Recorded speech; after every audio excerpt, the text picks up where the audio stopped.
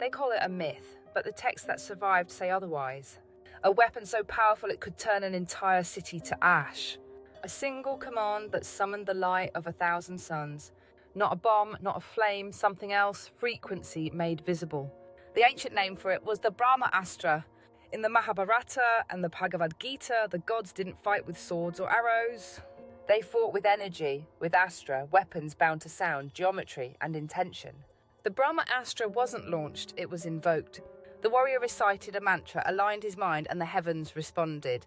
The texts say the ground cracked, the air burned, and the rain turned to ash.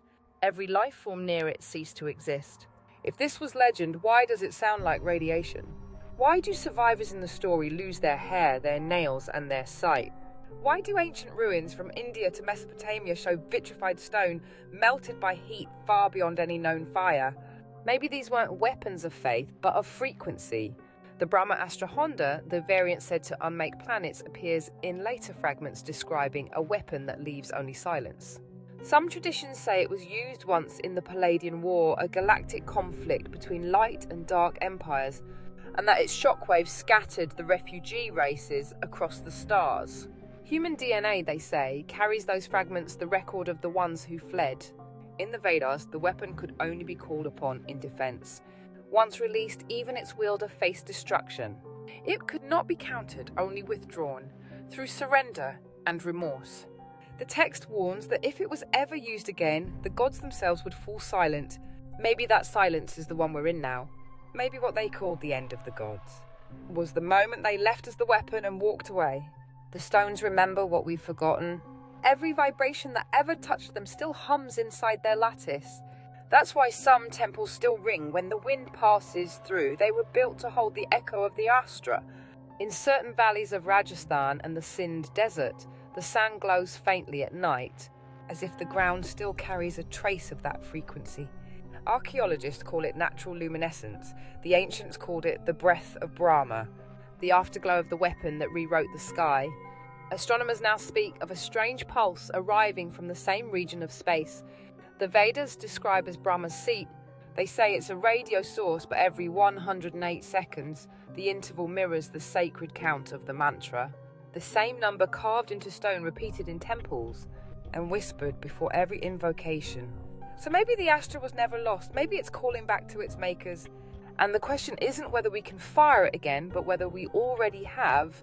They thought the Astra vanished with the gods, but weapons that speak in light don't die, they sleep. And sometimes they dream.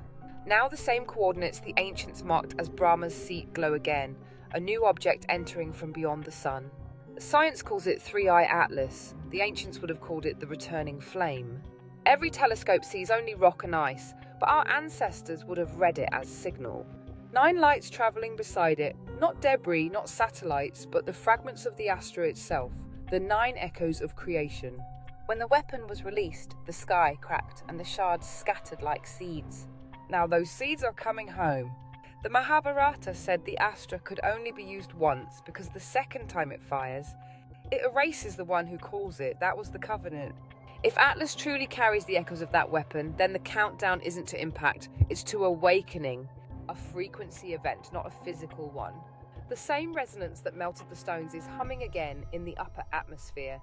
The ancients tried to silence it with mantra. Today they try with metal grids and plasma screens. But nothing can mute a frequency that was born before sound. So when you look at the sky and they tell you it's only a comet, remember, they said the same about the first one, until the rivers boiled and the night turned white. This time it won't strike the earth, it'll strike memory.